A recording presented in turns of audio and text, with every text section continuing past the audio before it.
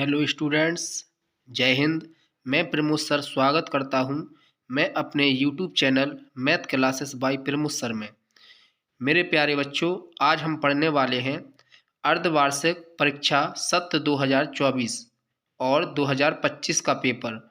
जो अभी अर्धवार्षिक का पेपर हुआ था गणित का, मैथ का हिंदी माध्यम से, तो ये भोपाल से छपकर आया है। इसका आज हम सॉल्यूशन करेंगे। यह पेपर 2.5 घंटा का रहेगा।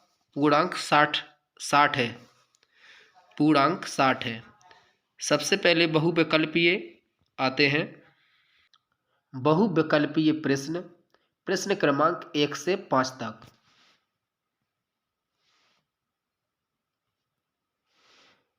निर्देश सही विकल्प चुनकर उत्तर लिखिए। प्रत्येक उत्तर के लिए 1 अंक निर्धारित है। मतलब 1 अंक आपको एक प्रश्न का 1 अंक मिलेगा। पहला क्वेश्चन है, निम्नलिखित में गुणन के अंतर्गत किस गुणधर्म का उपयोग करेंगे। निम्नलिखित में गुणन के अंतर्गत किस गुणधर्म का उपयोग करेंगे। लिखा है -4 गुणा 1 बराबर 1 गुणे -4/5। अगर 1 का गुणा हम -4/5 में करेंगे या 1 का गुणा -4/5 में करेंगे तो आंसर कितना आएगा बेटा? -4/5 ही आएगा। हमारा आंसर होगा गुणात्मक तत्समक। अगला क्वेश्चन है, समीकरण 2y बराबर 5y - 21 का हल होगा। इसका उत्तर मैं आपको बता रहा हूं क्या होगा। उस उत्तर का सॉल्यूशन है 2y बराबर 5y - 21। 5y को हम पक्षांतर करेंगे। 5y का जैसे हम पक्षांतर करेंगे बराबर के इस साइड आएगा तो यह माइनस का 5y हो जाएगा बराबर में 21।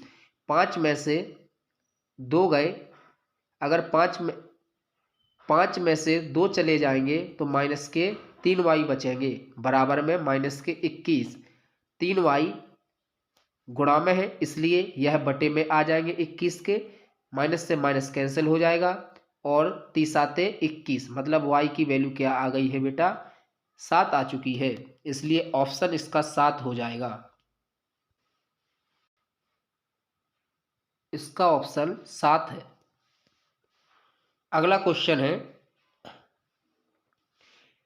23 के घन में इकाई का अंक क्या है। इसका सॉल्यूशन है 23 के घन में इकाई का अंक। मतलब या तो 23 का घन का मतलब होता है 3 की घात, तो हम सिर्फ इकाई के अंक पर ही 3 की घात चढ़ा देंगे। 3 को 3 बार लिखेंगे। 3 गुणा 3 गुणा 3, 3 त्रिका 9, 9 × 3 = 27। 27 में इकाई का अंक क्या है बेटा? 7 है। तो 3 त्रिका 9, 9 × 3 = 27 और इसमें इकाई का अंक क्या है? 7। तो इकाई का अंक क्या हो जाएगा? 7। ऑप्शन अपना हो जाएगा 7। अपना आंसर हो जाएगा 7। तो ऑप्शन देख लेते क्या होगा। इसमें ऑप्शन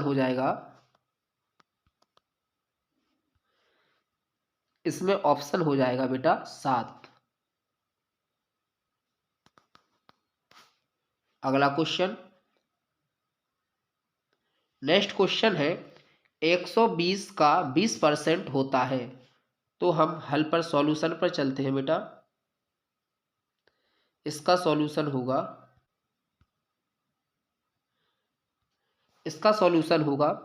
120 का 20%। 120 ज्यों का त्यों, का मतलब होता है गुणा, गुणा के बाद 20 और परसेंट का मतलब होता है 1/100। 1 0 से 1 0 कैंसिल, 1 0 से 1 0 कैंसिल। इसके बाद 12 दूनी 24, 12 दूनी 24, 24 एकम 24। आंसर हो जाएगा अपना 24। तो देखते हैं कौन से ऑप्शन में 24 है। अपना ऑप्शन नंबर है बी नंबर पर 24 आंसर है। मुझे आशा है कि आपको वीडियो पसंद आएगा। कोशिश यह रहेगी कि आपको ये पूरे सवाल समझ में आ जाएं। अगला क्वेश्चन है 3 सेंटीमीटर लंबाई वाले घन का पृष्ठीय क्षेत्रफल क्या होता है। तो चलते हैं इसके आंसर पर, मैंने खुद बनाया। इसका आंसर होगा भुजा 3 सेंटीमीटर घन का पृष्ठीय क्षेत्रफल। घन का पृष्ठीय क्षेत्रफल का सूत्र होता है 6a²। तो हमने ये क्या किया है, 6 गुणा ए की वैल्यू पुट कर दी 3 गुणा 3, गुणा करेंगे 3 त्रिका 9, 9 छक्का 54। हमारा क्षेत्रफल हमेशा घात 2 में रहता है या वर्ग सेंटीमीटर में, तो हम लिख देंगे 54 वर्ग सेंटीमीटर। चलते हैं कौन सा ऑप्शन है।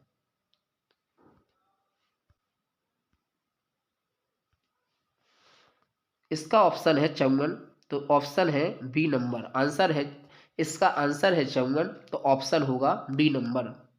अब चलते हैं परिमेय संख्याओं के लिए शून्य तत्समक है।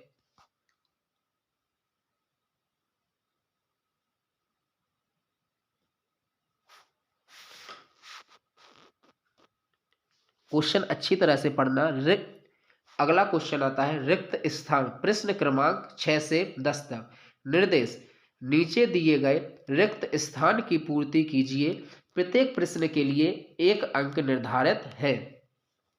प्रश्न छठवां, परिमेय संख्याओं के ... लिए शून्य एक तत्समक है। तो ये ऑप्शन आएगा आपका परिमेय संख्याओं के योज्य। क्या लिखना है, योज्य।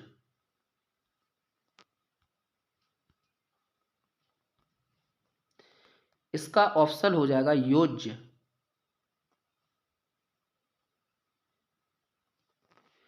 योज्य के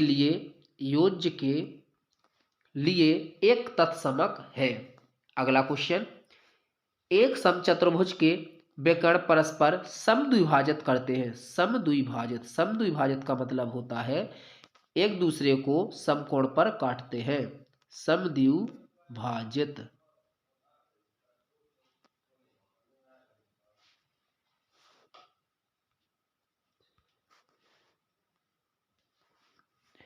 एक समचतुर्भुज के विकर्ण परस्पर क्या होते हैं, समद्विभाजित।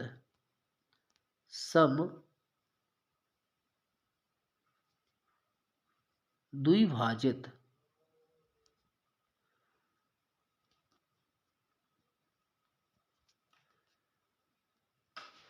अगला क्वेश्चन,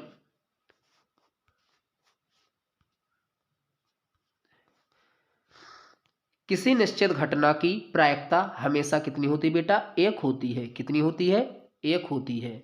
कितनी होती है, 1। किसी निश्चित घटना की प्रायिकता 1 होती है। अगला क्वेश्चन, जीएसटी यह कर माल की आपूर्ति या सेवा या वस्तुओं पर लगाया जाता है। कहाँ लगाया जाता है बेटा, वस्तुओं पर लगाया जाता है। यह जीएसटी वस्तुओं पर लगाया जाता है। यह जीएसटी 2017 से लागू हुई थी। एक प्रकार का यह टैक्स है बेटा। अगला क्वेश्चन, किसी ठोस का पृष्ठीय क्षेत्रफल उनके फलकों के क्षेत्रफलों का योग होता है। क्या होता है, क्षेत्रफलों का योग होता है। क्यों, किसी ठोस का पृष्ठीय क्षेत्रफल, या कोई भी ठोस हो या घन हो या घनाभ हो, ये आपका घन हो गया, तो घन या घनाभ में जितने भी पृष्ठीय, या ऊपर का पृष्ठीय क्षेत्रफल, ये नीचे का पृष्ठीय क्षेत्रफल, ये ऊपर का, बगल साइड का, आगे का, पीछे का, यह सब क्षेत्रफलों का योग क्या कहलाता है, पृष्ठीय क्षेत्रफल कहलाता है। मतलब 6 सतहों का योग। क्वेश्चन लिखा है अति लघुत्तरीय प्रश्न क्रमांक 11 से 16। निर्देश, नीचे दिए गए प्रश्नों को हल कीजिए। प्रत्येक प्रश्न के लिए 2 अंक निर्धारित हैं। मतलब कि हर क्वेश्चन 2 नंबर का रहेगा। -4/9 प्लस -4/9 को हल कीजिए। इसका सॉल्यूशन हमने हल किया है, आपको बताते हैं। यहाँ पर लिखा है -4/9 -4/9 और बीच में लगा है प्लस का चिन्ह। अगर हम प्लस माइनस का मल्टीप्लाई करेंगे, तो प्लस गुणा माइनस का जब मल्टीप्लाई करते हैं तो माइनस का चिन्ह आता है। तो हम यहाँ पर प्लस माइनस का चिन्ह क्या लग जाएगा, माइनस का चिन्ह लग जाएगा। यहाँ पर क्या का चिन्ह लग जाएगा, माइनस का चिन्ह लग जाएगा।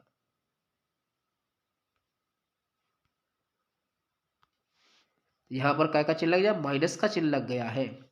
यहाँ पर मैंने दोनों का एलसीएम 9 का और 9 का एलसीएम लिया है, तो क्या आ जाएगा 9, 9 का भाग दिया 9 में, 9 एकम 9 और एक बार 1 का गुणा किया 4 में तो 4 आ गया, 9 एकम 9, 9 का 1 का गुणा 4 में किया 4 आ गया है। माइनस और माइनस दोनों जुड़ जाएंगे तो क्या हो जाएगा, माइनस के 8 बटा में क्या आ जाएगा 9। यह आंसर हो जाएगा हमारा, क्या आंसर हो जाएगा हमारा माइनस के 8 बटा 9। आशा है कि आपको समझ में आया होगा। अगला क्वेश्चन है 2 नंबर का 12वां क्वेश्चन है, व्यंजक 1 प्लस जेड की घात 2 प्लस जेड की घात 3 रेखिक व्यंजक है या नहीं, और यदि नहीं तो क्यों। चलते हैं इसके उत्तर पर। बच्चों इसका उत्तर क्या है, 1 प्लस के Z plus Z square plus Z की घात 3। सबसे बड़ी घात जेड की घात 3 दिख रही है, तो इससे पता चलता है कि सबसे बड़ी घात है 3। अगर घात 1 होती तो इसको रेखिक बोलते, अगर 2 होती सबसे बड़ी घात तो यहाँ द्विघात समीकरण हो जाता, और सबसे बड़ी घात 3 है तो यहाँ पर रेखिक समीकरण हो गया। रेखिक व्यंजक नहीं है क्योंकि इसमें सबसे बड़ी घात 3 है, यह त्रिघात समीकरण है। अगर इसमें रेखिक होता तो रेखिक कहलाता, जैसे जेड प्लस के 1, ये रेखिक समीकरण है, यह रेखिक समीकरण है। अगर घात सबसे बड़ी 1 होती, अगर इस पे घात 1 होती तो रेखिक समीकरण है, अन्यथा रेखिक समीकरण नहीं है।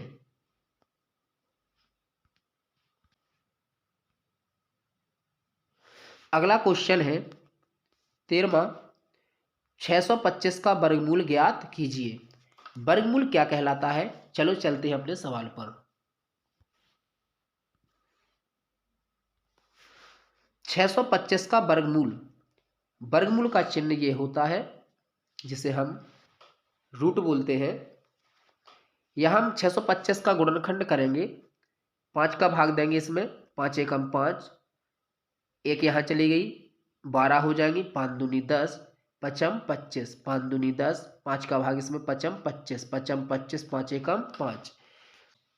इसके गुणनखंड आए 5 5 5 5, कितने 5 है बेटा, 4 5 है।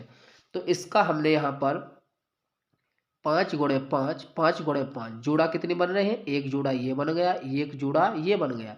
यहाँ पर बेटा वर्गमूल का मतलब होता है यहाँ पर 2 माने जाते, लेकिन यहाँ पर 2 लिखे नहीं जाते, यहाँ पर 2 लिखे नहीं जाते। इस 2 का मतलब होता है कि अंदर 2 2 के जोड़ा बनाइए। तो एक जोड़ा 5 का ये बन गया, तो एक बार इसको हम लिखेंगे, और एक जोड़ा ये बन गया और एक जोड़ा ये बन गया। तो हमने 5 और 5 पचम कितने हो जाएंगे, 25 हो जाएंगे। तो ये आपका क्या आ जाएगा, आंसर आ जाएगा। यहाँ पर आपका क्या हो जाएगा, ये आंसर होगा बेटा, 25 क्या हो जाएगा आपका आंसर।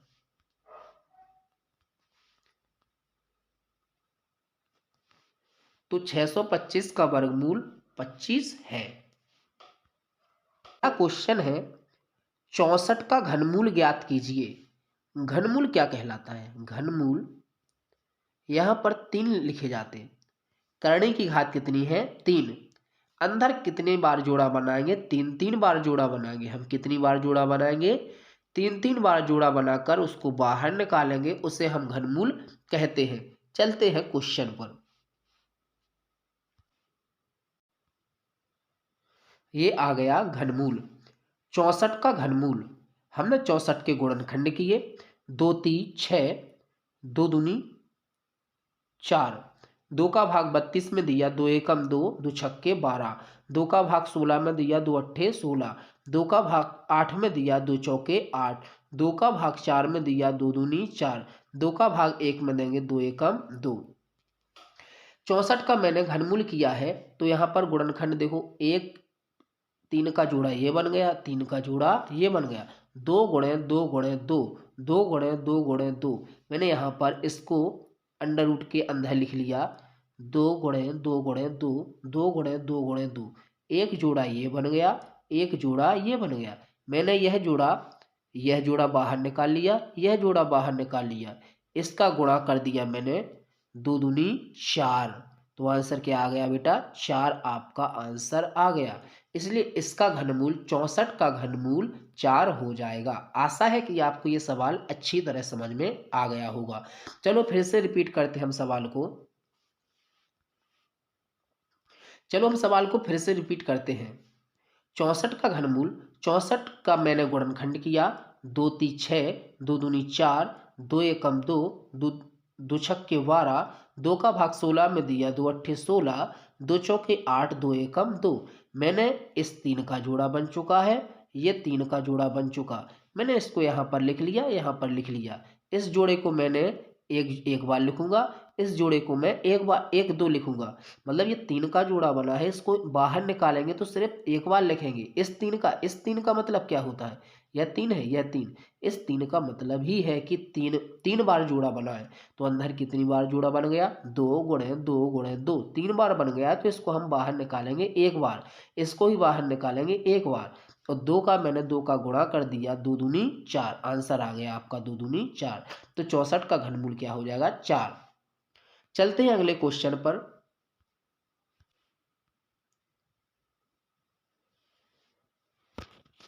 अगला क्वेश्चन है 3:4 का प्रतिशत में बदलिए। 3:4 को प्रतिशत में बदलिए। चलते हैं प्रतिशत वाले सवालों में।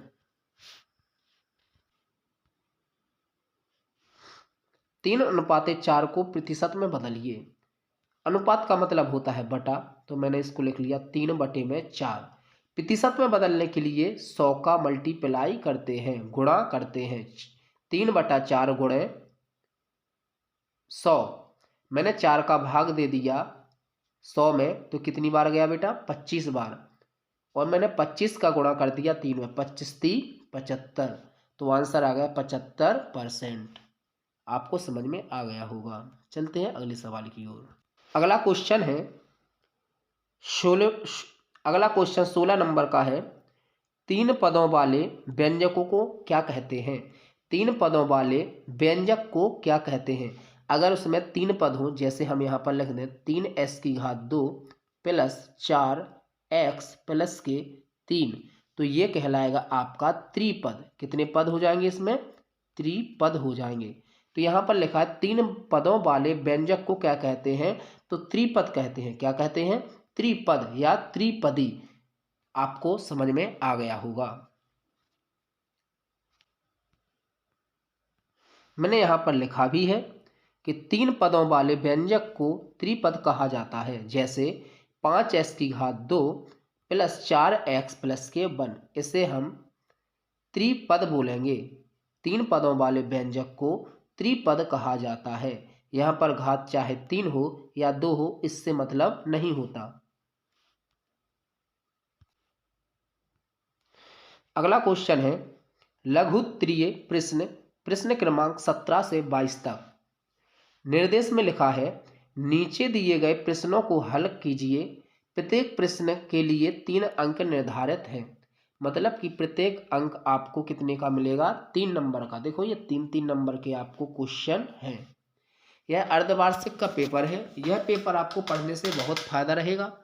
यह आपका ऐसा नहीं है कि 60 से 70% पेपर में नहीं आए। तो बच्चों याद रहे, आप पेपर को बहुत अच्छी तरह से सॉल्यूशन दिया गया है, आप बहुत अच्छी तरह से इसको नोट डाउन कर लीजिए। चलते हैं क्वेश्चन की ओर। लिखा है 17वां क्वेश्चन, -3/4 गुणा -4/15 गुणा 4 गुणे 0/7 का मान ज्ञात कीजिए। चलते हैं आंसर की ओर। ये आपका क्वेश्चन है। -3/4 गुणा -4/5। यहाँ पर कोष्टक के यहाँ कुछ चिन्ह नहीं माना जाता, तो यहाँ पर कै का चिन्ह मानते हैं बेटा। यहाँ पर कुछ अगर चिन्ह ना हो तो यहाँ पर गुणा मानते हैं। 4 गुणा 0/7। हमने देखा है कि ऊपर ऊपर का गुणा करते हैं और नीचे नीचे का गुणा करते हैं। तो 0 का गुणा 4 में करेंगे 0, 0 को गुणा माइनस में करेंगे माइनस के 4 में तो 0, और माइनस माइनस का गुणा करेंगे तो भी प्लस आ जाएगा और 0 आपका ऊपर आ जाएगा। अब हर हर का गुणा करेंगे तो 15 चौकी 60, यहाँ पर हमने 15 चौकी 60 किया है और 60 का गुणा किया है 7 में, तो 7 छः 42, मतलब नीचे क्या आ गया आपका 720। और मैंने 720 का भाग 0 में दिया, कहाँ पर दिया है 0 में, तो आंसर आपका आ गया है 0। तो इसका आंसर आपको 0, इसका आंसर 0 आ रहा है। तो आपके इसमें 3 नंबर पक्का है, आपको पूरे पूरे मिलेंगे। चलते हैं अगले क्वेश्चन की ओर। अगला क्वेश्चन है 18 नंबर का, समीकरण को सरल रूप में बदलते हुए हल कीजिए। इस सवाल को कितने सरल तरीके से हम हल करवाते हैं, चलो चलते हैं। यहाँ कोष्टक के यहाँ गुणा का चिन्ह मानते हैं, यहाँ भी गुणा का चिन्ह मानते हैं। अगर कोष्टक के यहाँ कुछ भी चिन्ह ना माना जाए तो वहाँ पर मल्टीप्लाई मतलब गुणा का चिन्ह माना जाता है। 0.25 का गुणा करेंगे 4f में तो 25 चौके 100, कितने अंक के बाद दशमलव लगा है यहाँ पर 2 अंक, 1 2 अंक के बाद, तो यहाँ भी 2 अंक के बाद हम दशमलव लगा देंगे। 0.25 का गुणा 3 में करेंगे तो 25 3 75, कितने अंक के बाद दशमलव लगा 1 2, तो यहाँ पर भी हम 1 2 अंक के बाद दशमलव लगा देंगे, बराबर का चिन्ह लगाएंगे। फिर चलते हैं अगले यहाँ, तो यहाँ पर 0.05 का गुणा 10f में करेंगे तो पद हम 50, कितने अंक के बाद दशमलव होगा 1 2 अंक के बाद, तो यहाँ पर भी 1 2 अंक के बाद हम दशमलव लगा देंगे। दशमलव को पहले 0 हम लिख देते, 0 का मतलब कुछ नहीं होता है आगे लगाने से। अब 0.05 का गुणा हम 9 में करेंगे तो पनम 45, कितने अंक के बाद दशमलव लगा है 2 अंक के बाद, तो यहाँ पर भी 1 2 अंक के बाद दशमलव लगा देंगे, दशमलव के पहले क्या लिख देंगे 0। चलते हैं अगली ओर।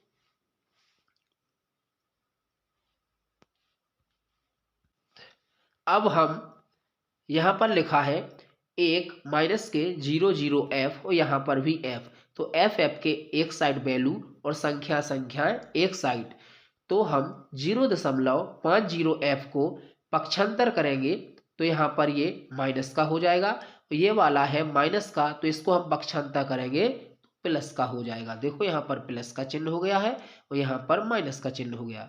ये बात आपको समझ में आ गई होगी। चलते हैं अगले स्टेप की ओर।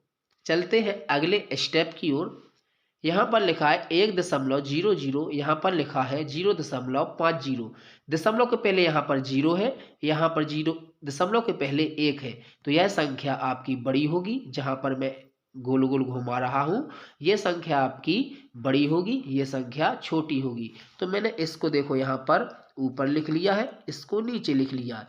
मैंने 0 में से 0 गई 0 बची, 5 में से यहाँ से हासिल लेंगे तो 10 हो जाएंगे, 10 में से 5 गई 5, यहाँ पर दशमलव ज्यों का त्यों और यहाँ पर 0 की 0, यहाँ पर बचा है 0.50f। यहाँ पर ये धन के हैं ये माइनस के हैं, तो यहाँ पर 0.75 बड़ी संख्या है, प्लस की संख्या बड़ी है, और 0.45 यह छोटी संख्या है। तो 0.75 में से हम 0.5 घटाएंगे तो यहाँ पर देखो मैंने घटाया है बगल में, 0.75 में से 0.745 घटाया है तो 5 में से 5 गई 0, 7 में से 4 गई 3, दशमलव ज्यों का त्यों 0 ज्यों का त्यों। यहाँ पर वैल्यू आई है 0.30। अब यहाँ पर मैं चलता हूँ आगे। यहाँ पर लिखा है 0.50f, यहाँ गुणा का चिन्ह माना जाता, और जो गुणा में हो वह कहाँ आ जाती है बटे में, तो यहाँ पर 0.30 के बटे में 0.50 आ जाएगा। यहाँ 0 से 0 कैंसिल हो गया, दशमलव से दशमलव कट गया, क्या आंसर आपका बचा 3/5। f की वैल्यू आपकी हो जाएगी 3/5, यही आपका क्या हो जाएगा बेटा आंसर। मैं कोशिश करता हूँ आपको एक बार यह सवाल रिपीट करवा दें। चलते हैं फिर से।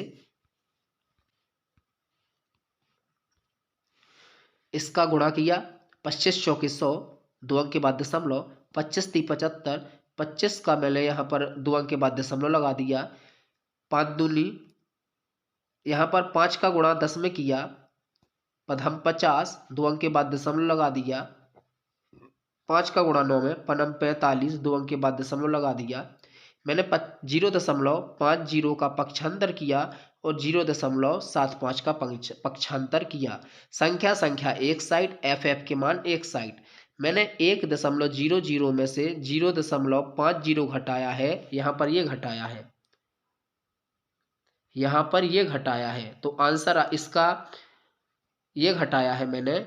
यहाँ पर वैल्यू क्या आ रही है, 0.50 बराबर, यहाँ मैंने घटाया है। यहाँ पर देखो, आप दिखाई दे रहा होगा 0.75 बड़ी संख्या है, ये वाली संख्या छोटी है, माइनस की संख्या छोटी है, ये वाली बड़ी है, तो मैंने ये ऊपर बड़ी संख्या लिखी, नीचे छोटी, घटा दिया, क्या बचा 0.30।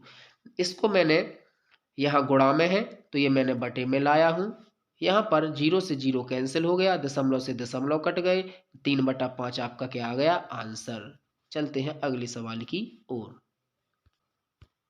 अगला क्वेश्चन है, जब हम पासे को अगला क्वेश्चन है, जब एक पासे को फेंका जाता है तो 4 से बड़ी संख्या प्राप्त करने की प्रायिकता ज्ञात कीजिए। पासा क्या कहलाता है, लूडो आपने खेला होगा, लूडो में जो अपनी भाषा में उसे गोटी बोलते हैं, तो उस गोटी को हम लोग पासा बोलते हैं, उस गोटी को हम लोग पासा बोलते हैं। उस पासे में 6 सतह होती। देखो पासे का चित्र कैसा होता, मैं एक बार आपको बना के दिखाता हूं। यह पासे का चित्र है। आपसे चित्र मुझसे भी अच्छा बनता होगा, ये कोई बात नहीं है। यहाँ पर 6 सतह है। कितनी सतह है बेटा, 6 सतह। एक ऊपर की सतह, एक नीचे की सतह, एक ये सामने की सतह। कितनी सतह है, 6 सतह। तो इसको हम क्यूब बोलते हैं, पासा बोलते हैं। तो 4 से बड़ी प्राप्त करने की प्रायिकता ज्ञात करना है। चलते हैं इसके आंसर की ओर। बहुत ही अच्छा क्वेश्चन है। अगर हम पासे का चित्र बनाएंगे तो बेटा पासा ऐसा होता है, ये पासा है। तो पासे में कुल संख्या कितनी है, यहाँ पर 1 लिखा रहता है, कहीं पर 2 लिखा रहता है, कहीं पर 3 लिखा रहता है, कहीं पर 4 लिखा रहता है, कहीं पर 5 लिखा रहता है। मतलब 1 2 3 4 5 6, कुल परिणामों की संख्या कितनी है बेटा, 6 है। तो यहाँ पर 4 से बड़ी संख्या कितनी आपको दिखाई दे रही है, 2 दिख रही है। देखो यहाँ पर 2 दिख रही है, ये दिख रही है 2। 4 से बड़ी संख्या 5 और 6, टोटल कितनी है, गिनो यहाँ पर 1 2, गिनो 1 2। तो ये हो जाएगी अनुकूल परिणामों की संख्या। क्या हो जाएगी, अनुकूल परिणामों की संख्या कितनी है, 2। प्रायिकता का सूत्र होता है अनुकूल परिणामों की संख्या। क्या होता है प्रायिकता का सूत्र, अनुकूल परिणामों की संख्या बटे कुल परिणामों की संख्या। हम क्या करेंगे, सूत्र में पुट कर देंगे। अनुकूल परिणामों की संख्या कितनी हमको दी गई है, 2। यहाँ पर हमने 2 पुट कर दिया, बटे का चिन्ह लगाया। कुल परिणामों की संख्या, कुल परिणामों की संख्या देखो ऊपर दी गई हमको 6 दी गई ना, तो हम यहाँ पर 6 पुट कर देंगे। 2 का भाग 2 एकम 2, और 2 से हम 3 काटेंगे, 2 3 6, आंसर क्या आ गया 1/3। तो प्रायिकता आपकी आ जाएगी 1/3। आशा है कि आपको ये भी सवाल बहुत अच्छी तरह से समझ में आ गया होगा। आप इसको एक कॉपी में नोट डाउन कर लीजिए। चलते हैं अगले सवाल की ओर। अगला सवाल लिखा है यहाँ पर 20वां नंबर का सवाल, एक थैले में 4 लाल गेंद और 2 पीली गेंदें हैं। थैले के अंदर बिना देखे एक गेंद निकाली जाती है। एक लाल गेंद प्राप्त करने की प्रायिकता क्या होगी। यहाँ पर टोटल गेंद आप देखेंगे तो 4 और 2 गेंदें पीली हैं, 2 लाल गेंदें, टोटल गेंदें कितनी हो जाएंगी 6। तो ये कुल परिणामों की संख्या 6 कहलाएगी बेटा। तो यहाँ पर लाल गेंदों की प्रायिकता पूछी गई है, तो लाल गेंदें कितनी हैं 4, तो अनुकूल परिणामों की संख्या हो जाएगी 4। चलते हैं सवाल की ओर। यहाँ पर लिखा है गेंदों की कुल संख्या 4 लाल गेंद हैं, 2 पीली गेंद हैं। अगर 4 लाल गेंद और 2 पीली गेंद को अगर जोड़ा जाए तो कितनी टोटल गेंद हो जाएगी? 6 गेंदें। इसी को बोलेंगे हम कुल परिणामों की संख्या। अच्छा, आंसर में इसमें क्वेश्चन बोला गया था लाल गेंदों की संख्या। लाल गेंदों की संख्या की प्रायिकता ज्ञात कीजिए। तो लाल गेंदों की संख्या कितनी है टोटल? 4। यहाँ पर देखो 4 दिख रही है ना आपको। तो लाल गेंद अनुकूल परिणामों की संख्या 4 हो जाएगी। सूत्र लगा देंगे, प्रायिकता बराबर अनुकूल परिणामों की संख्या बटे कुल परिणामों की संख्या। अनुकूल परिणामों की संख्या कितनी है? 4। तो यहाँ पर मैंने 4 पुट कर दिया, बटा का चिन्ह लगाया। कुल परिणामों की संख्या कितनी दी गई बेटा? 6। तो मैंने यहाँ पर 6 लिख दिया। मैंने इसको काटेंगे, इसको काटेंगे, 2 दूनी 4 और 2 ती 6। आंसर आपका आ गया 2/3। तो प्रायिकता आपकी हो जाएगी 2/3। प्रायिकता क्या हो जाएगी? 2/3 प्रायिकता हो जाएगी। चलते हैं अगले क्वेश्चन की ओर।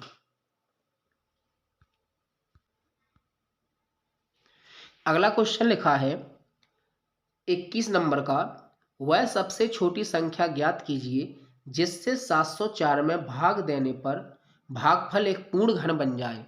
पूर्ण घन का मतलब होता है 3-3 बार जोड़ा, मतलब 3-3 बार के आप भागफल एक पूर्ण घन बन जाए। पूर्ण घन का मतलब है 3-3 जोड़ा अगर आपके बन गए हैं तो यह पूर्ण घन संख्या कहलाएगी। चलते हैं क्वेश्चन की ओर। क्वेश्चन पूछा गया कि 704 में किसका भाग दें कि यह पूर्ण घन बन जाए। मैंने 704 के गुणनखंड किए। मैंने 704 के जैसे गुणनखंड किए तो 2 का भाग दिया मैंने, 2 ती 6, एक यहाँ पर पहुँच गया, 2 पंचे 10, 2 दूनी 4। 2 का भाग मैंने फिर से दिया, 2 एकम 2, एक यहाँ पर पहुँचा 15, 2 सत्ते 14, 14 में से एक यहाँ पहुँचा 12 हो गए, 2 छक्के 12। मैंने 2 का भाग दिया 17 में, 2 अट्ठे 16, 2 अट्ठे 16। 2 का भाग दिया मैंने 4 में, 8 में, 2 चौके 8, 2 चौके 8। 2 का भाग दिया 44 में, 2 दूनी 4, 2 दूनी 4। 2 का भाग दिया मैंने 22 में, 11 बार, 11 एकम 11। मुझे यहाँ पर यह दिखाई दे रहा है कि देखो ये 3 का जोड़ा बन गया, यहां मुझे स्पष्ट दिखाई दे रहा है कि ये 3 का जोड़ा ये बन गया और 3 का जोड़ा ये बन गया, लेकिन ये 11 एक्स्ट्रा है। तो 704 में 11 का कोई जोड़ा नहीं बन रहा है, इसलिए 11 से भाग करने पर 704 पूर्ण घन बन जाएगी। मैंने 704 में 11 का जैसे ही भाग दिया तो 64 आ गया। तो 64 हकीकत में एक पूर्ण घन संख्या है। अगर 64 के हम गुणनखंड करेंगे तो 2 गुणे 2 गुणे 3, 2 गुणे 2 गुणे 3 ही आएगा। अगर हम 64 के गुणनखंड करेंगे तो यहाँ पर 6 बार 2 आएगा। चलते हैं अगले क्वेश्चन की ओर। तो यहाँ पर किससे भाग देंगे? 11 से। तो 11 इसका आंसर हो जाएगा। चलते हैं अगली क्वेश्चन की ओर। अगला क्वेश्चन है, किसी संख्या को दोगुना करने पर उस संख्या में 100% की वृद्धि होती है। यदि उस संख्या को आधा कर दें तो कितना प्रतिशत ह्रास होगा?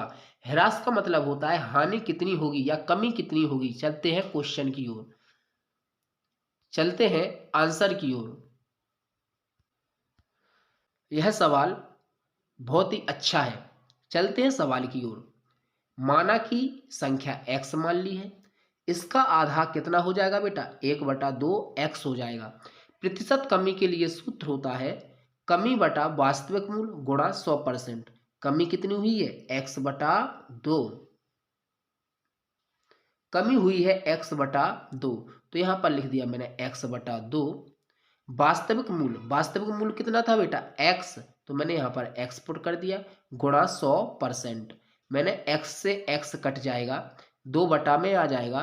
मैंने 2 का भाग दे दिया है 100 में, तो आंसर क्या आएगा? 50%। तो प्रतिशत में कितनी कमी हुई है? 50% की कमी हुई है।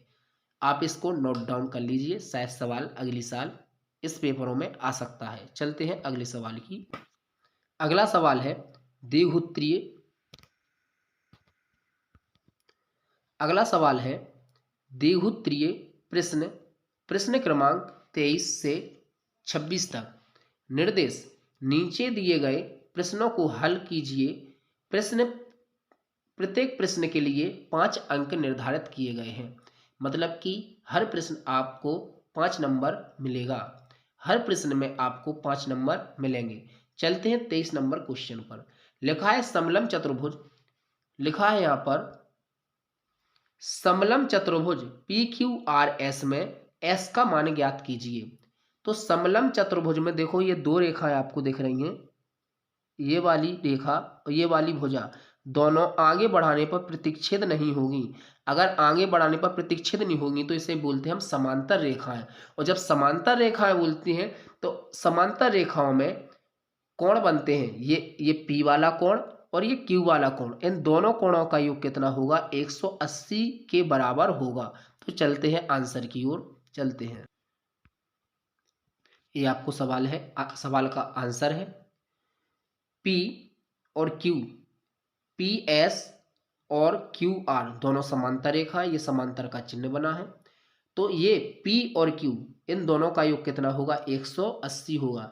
मैंने P की वैल्यू पुट कर दी है x माइनस के 20 डिग्री प्लस Q की वैल्यू पुट कर दी है, यहाँ पर देखो ये Q की वैल्यू दी गई है, ये Q की वैल्यू है x प्लस के 40 बराबर में 180, ये बराबर में दिख रहा है आपको 180।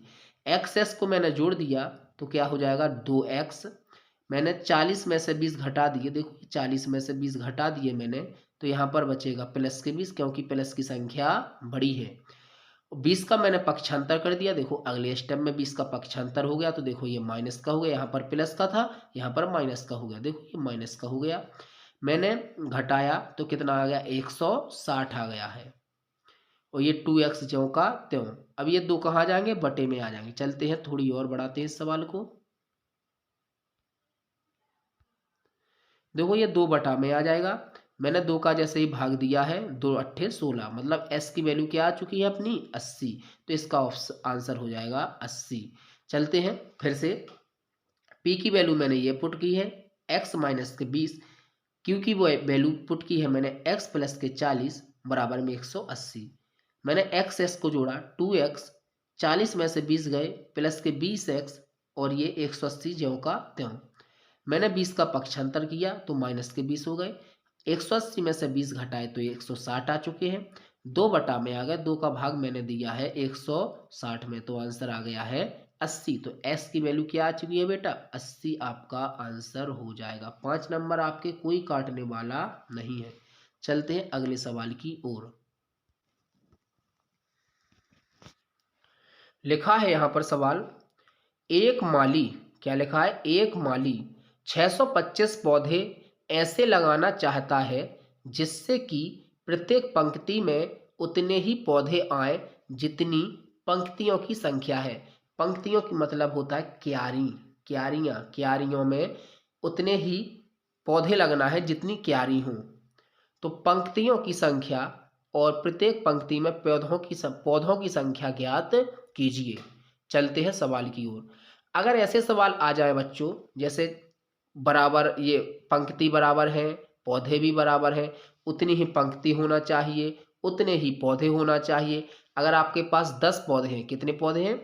10 पौधे हैं, तो 10 आपके पास क्यारियां होना चाहिए, इसमें 10 पौधे होना चाहिए। कितने पौधे? 10 पौधे होना चाहिए। तो इन सवालों में हमेशा वर्गमूल किया जाता है, तो 625 का हम क्या करेंगे? वर्गमूल करेंगे। चलते हैं आंसर की ओर। पंक्तियों की संख्या तथा पौधों की संख्या बराबर हो तब 625 का वर्गमूल करेंगे। तो मैंने 625 का वर्गमूल किया, यहाँ पर मैंने 625 में भाग दिया, 5 एकम 5, एक यहाँ पहुँच गए, 12 हो गए, 5 दूनी 10, पचम 25, 5 दूनी 10, पचम 25, पचम 25, पचम 5 एकम 5। मैंने यहाँ पर लिख लिया 5 गुणे 5, 5 गुणे 5, देखो ये लिख लिया 5 गुणे 5, 5 गुणे 5। मैंने एक जोड़ा ये बन गया, एक जोड़ा ये बन गया। मैंने इन जोड़ों को यहाँ पर टाइप कर दिया, इस जोड़े को यहाँ पर टाइप कर दिया एक एक बार। ये 5 का गुणा जैसे मैं करूँगा, 5 में करूँगा तो कितने हो जाएंगे? पचम 25, आपका आंसर आ जाएगा 25। क्या आ जाएगा आपका आंसर? 25 आ जाएगा। यहाँ पर लिखा है मैंने, अतः पंक्तियों तथा पौधों की संख्या कितनी है? 25। 25 पौधे हैं 25 पौधे हैं और 25 क्यारियां हैं। आपको समझ में आ गया होगा। चलते हैं अगले सवाल की ओर। अगला सवाल है 2 a की घात 2 प्लस 3b पूरी की घात 2 को सरल कीजिए। अगर ये ऐसे सवाल आ जाए तो इनमें सर्वसमका लगती है। क्या लगती है? सर्वसमका। सर्वसमका का प्रयोग होता है। आपको मैंने सूत्र पढ़ाए हैं, इसलिए सूत्रों का प्रयोग इसमें होगा। चलते हैं इसके आंसर की ओर। ये लिखा है 2 a की घात 2 प्लस 3b पूरी की घात 2। यहाँ पर सूत्र लग जाएगा सर्वसम का a प्लस b पूरी की घात 2 बराबर a की घात 2 b की घात 2 प्लस 2ab का प्रयोग करने पर। यहाँ पर देखो a की वैल्यू a की वैल्यू क्या है? आपको a की वैल्यू क्या दिख रही है? आपको a की जगह आपको दिख रहा है 2a स्क्वायर। दिख रहा है कि नहीं दिख रहा? b की जगह आपको क्या दिख रहा है? 3b 3b दिख रहा है। और 2 की घात की जगह 2 घात देखो ये 2 घात चढ़ी है। ये 2 घात दिख रही है। एक की जगह आपको दिख रहा है, एक की जगह क्या दिख रहा है? एक की जगह आपको क्या दिख रहा है? 2a square. तो a की वैल्यू क्या हो जाएगी? 2a square. b की जगह आपको क्या दिख रहा है? b की जगह क्या दिख रहा है? 3b। तो b की वैल्यू हो जाएगी 3b। इस वाले सूत्र में इस राइट हैंड साइड वाले में हम पुट कर देंगे a की जगह a का मान, b की जगह b का मान। देखो a की जगह मैंने पुट क्या किया है? a की जगह मैंने मान पुट किया है 2a स्क्वायर। यहाँ पर घात 2 चढ़ी, यहाँ पर भी मैंने घात 2 चढ़ा दी। b की जगह b की वैल्यू कितनी है? 3b। तो देखो मैंने b की जगह वैल्यू पुट कर दी 3b। यहाँ पर घात चढ़ी 2 की, यहाँ पर भी मैंने घात कितने की चढ़ा दी? 2 की। प्लस का चिन्ह लगाया, 2 ज्यों का त्यों। a की जगह मैंने a की वैल्यू क्या है हमारे पास? 2a square. मैंने a की वैल्यू रख दी है 2a स्क्वायर और b की वैल्यू क्या रख दी है मैंने? 3b। मैंने इसको हल किया। 2 की घात कितनी है? 2। तो 2 दूनी 4 हो जाएगा। a की घात 2 है और उसके ऊपर भी 2 है, तो घात के ऊपर घात चढ़ी तो घातों घातों का गुणा हो जाता है।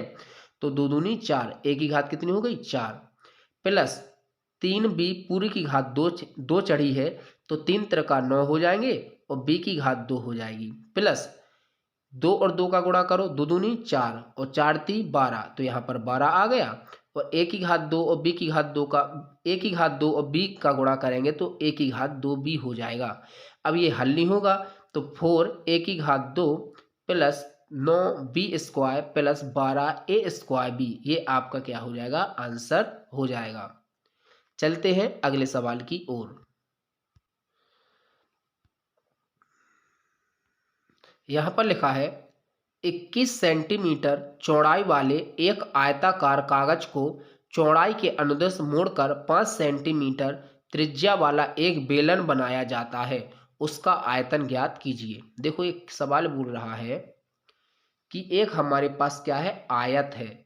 इस आयताकार चौड़ाई वाले कागज हो, मैंने इसको मोड़ा है, मोड़ के क्या बनाया? एक बेलन बनाया है। आयत है, इस आयत को मैंने मोड़ा तो ये एक बेलन बन जाएगा। क्या बन जाएगा? ड्रम बन जाएगा, बेलन बन जाएगा।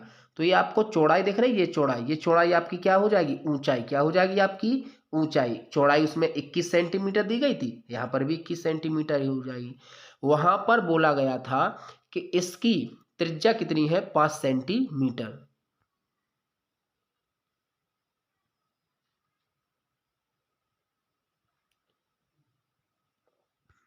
तो बेलन की ऊंचाई आयत की चौड़ाई हो जाएगी। तो बेलन की ऊंचाई क्या हो जाएगी? 21 सेंटीमीटर और त्रिज्या आपको क्या दी गई है?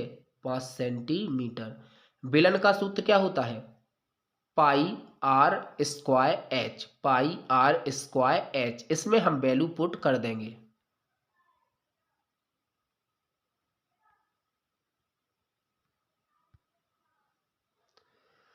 पाई की वैल्यू 22/7, आर की वैल्यू 5, 5 की आर के ऊपर 2 की घात है तो इसलिए हम 5 को 2 बार लिख देंगे। और एच की वैल्यू 21। यहाँ पर हम 22 गुणा 7, 7 × 3 = 21। देखो 3 बार कट गया है। यहाँ पर 22 बचा, 5 बचा, 5 बचा और क्या बचा है 3 बचा। हम सबका मल्टीप्लाई कर देंगे, मल्टीप्लाई करेंगे तो कितना आ जाएगा 1650, मतलब 1650 वर्ग सेंटीमीटर। हमेशा क्षेत्रफल घात 2 में रहता है, इसलिए हम लिखेंगे 1650 वर्ग सेंटीमीटर। आशा है कि आपको वीडियो पसंद आया होगा और ऐसे ही वीडियो देखने के लिए आप चैनल को सब्सक्राइब करें और घंटी को भी दबाएं, जिससे आपको नोटिफिकेशन तुरंत मिल सके। जैसे ही मैं वीडियो बनाऊं आपको तुरंत वीडियो मिल सके। और परीक्षा की बेहतरीन तैयारी करवाने के लिए आप इस चैनल को अधिक से अधिक सभी लोगों को बताएं और सभी जगह शेयर करें। चाहो तो इस सवाल का आप स्क्रीनशॉट ले सकते हैं, नहीं तो नोट डाउन कर लो। चैनल को सब्सक्राइब जरूर करें बेटा, चैनल को सब्सक्राइब जरूर करें। जय हिंद, जय हिंद, जय हिंद।